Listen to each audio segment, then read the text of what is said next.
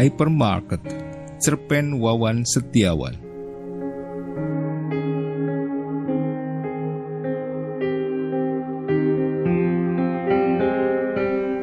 Bulan tetap bundar seperti zaman purba, tapi serigala sudah diganti anjing, harimau diganti kucing, keduanya berkejaran di bawah bulan. Cemara-cemara berjajar, mobil-mobil parkir di bawahnya. Napas orang mabuk menembus angin. Aku sudah meramal bahwa aku kelak sampai di sini, namun waktu tetap menatapku keluh, dan lalu waktu bukan giliranku. Demikian penyair Amir Hamzah. Kamu bicara seperti orang mau dieksekusi, rapuh benar jiwamu. Fasilitas yang kuberikan dulu tak kau gunakan. Fasilitasmu sudah berubah menjadi minimarket, lalu supermarket, kemudian hypermarket.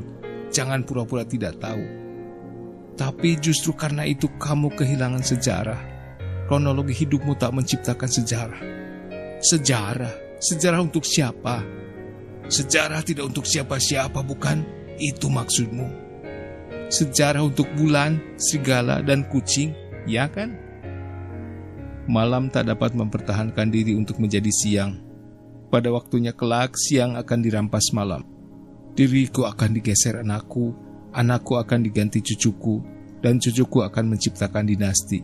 Dinasti pemberani, serigala pemberani yang tahu dominasi manusia dalam dirinya. Tak ada jalan lain kecuali kompromi. Demikian anganku mengejar bayangannya. Kutarik resleting celana ke atas setelah kunikmati kencing selega udara malam. Kuhirup aroma daun cemara gugur, bau kematian yang indah. Dan mataku ketagihan menyesap bulan. Bulan sudah lama ditaklukkan, tapi diriku belum. Tak apa, selama serigala masih berkeliaran di tengah kota, penemuan diri tetap tak semudah memanjat wanita. Kamu telah mengkhianatiku. Aku kaget. Seorang pemabuk begitu saja membentakku dari mobilnya yang pintunya terbuka. Bagaimana mungkin itu? Kapan kamu kenal aku?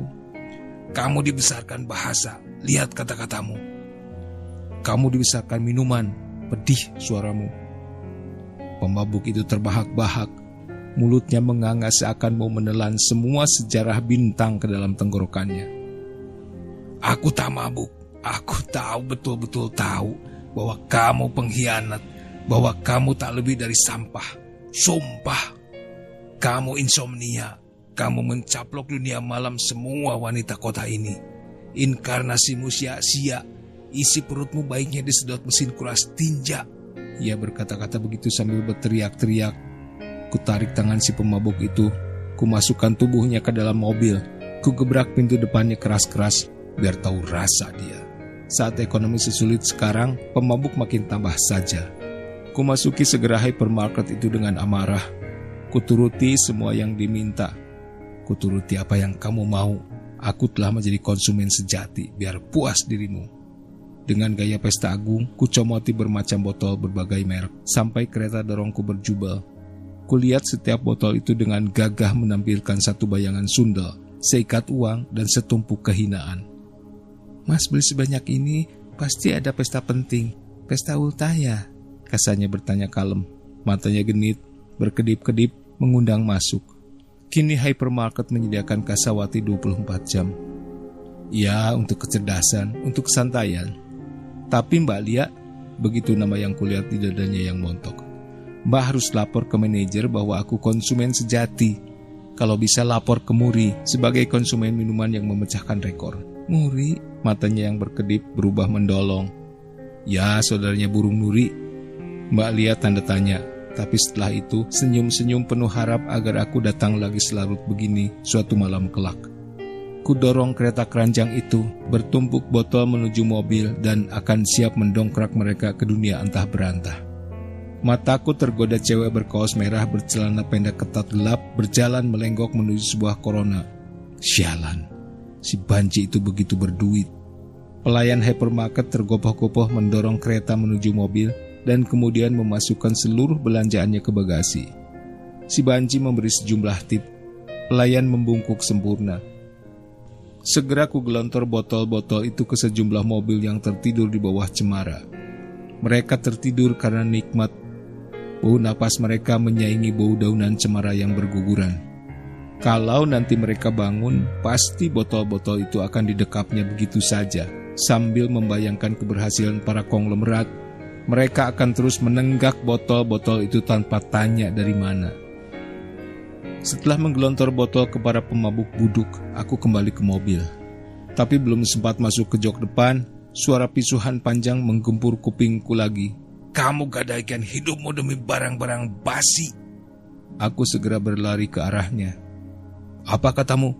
Ku benturkan mataku ke matanya yang merah kosong. "Kau gadaikan hidupmu demi barang-barang basi." "So tau lu, barang basimu kali. Kamu jilati barang-barang basi itu. Takut kehilangan ya? Kamu gopo. Sejak tadi barang basi melulu mulutmu itu. Kamu menyembah popularitas. Tapi kamu menyembah botol. Ya, kamu menyembah teori. Tapi kamu jilati botol sampai kamu ketemu malaikat. Kamu jilati teori sampai kamu bertemu juru selamat.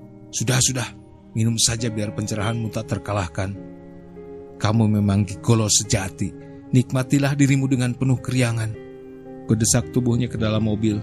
Ku gebrak pintunya lebih keras dari yang tadi. Masing-masing 5 botol ku taruh ke jok samping. 5 tutupnya ku buang jauh-jauh. Aku terengah-engah. Mengapa aku tadi ikut parkir di bawah cemara? Kupikir aku bisa santai sambil membayangkan peradaban baru yang bakal tiba.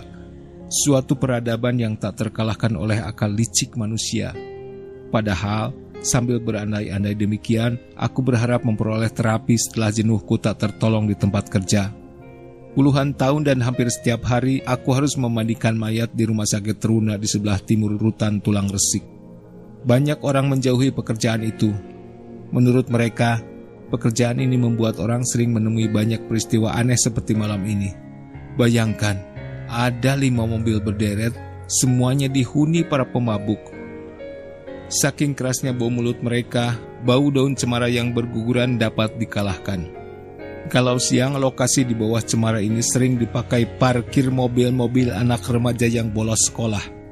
Mereka berpacaran sambil menenggak minuman ringan dan sering menyuntikkan cairan 1000 Dewi ke nadi. Nah, kalau malam, para pemabuk yang sudah parah mangkal di sini. Halaman hypermarket memang luas, 5 kali luas bangunannya. Padahal bangunan hypermarket itu 2 kali luas lapangan bola dan berlantai 7, persis 7 lapis semesta yang ada di sorga. Lokasi kelompok cemara 1000 meter jaraknya ke tepian gedung. Bisa leluasa di sini karena jalan besar juga masih 1000 meter ke arah berlawanan. Suara deru lalu lintas hanya sayup. Jarak-jarak itu disatukan oleh jalan paving dan bunga-bunga kecil. Di jalan besar banyak polisi patroli malam, tapi mereka tak akan berani menyentuh wilayah ini. Bukan kapelingannya. Ini adalah wilayah para satpam penembak jitu yang sudah disogok dengan gaji ke-13 disertai 1 truk bingkisan yang isinya pasti perempuan garukan, puluhan kaleng biskuit, baju-baju factory outlet, buah-buah negeri dingin, dan juga minuman keras merek-merek ternama. Padahal aku jenuh di tempat kerjaku. Pikiran, hati, dan tubuhku sibuk memandikan mayat. Jangan-jangan aku nanti akan memandikan salah satu dari mereka, sebab mereka telah memenuhi tahap awal yang sangat memungkinkan. Menjadi pemabuk, menyetir mobil sendiri, menabrak mobil sipil atau polisi, tiang listrik, atau kereta api. Masya Allah, secara tak sadar aku telah mengiring kematian mereka. Selain itu, banyak perempuan kudekati setelah menikmati madu dan racun, mereka menolak. Alasan mereka sederhana, kerjaku pemandi mayat. Padahal aku butuh mereka seperti halnya mereka butuh aku. Hidupku akhirnya dari short time ke short time. Kadang-kadang cairan 1000 Dewi berpatroli ke urat-urat nadi. 1000 Dewi ini syarat janji-janji perihal peradaban baru yang tak ada di realita karena hyper reality. Masuk. Demikian pengakuan seorang perempuan. Meski kau beri aku seluruh hypermarketmu, takkan kugadaikan hidupku pada hidup seorang pemandi mayat. Dengan sepatu hak tingginya dan kakinya yang lencir, ia kemudian ngacir menuju lelaki lain, dunia lain. Aku hanya berdeham-dehem melihat laku lajaknya, tapi aku tadi sudah dihantam mulut mereka Aku katanya takut kehilangan barang-barang basi yang diperjualbelikan hypermarket, negara, agama, wanita, popularitas, dan juga keabadian. Dan aku tak akan tinggal diam. Ku gelogok mulut mereka yang terus menganga dengan berbotol-botol minuman berbagai atas nama. Mereka kemudian berkejat-kejat, berhayal-hayal, membangun negeri yang tak pernah ada, sampai akhirnya mereka diam dalam gerak yang sempurna.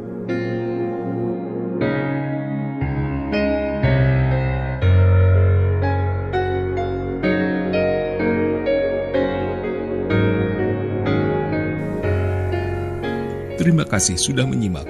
Tata dan Nami Harja pamit. Selamat menikmati hari yang menyenangkan.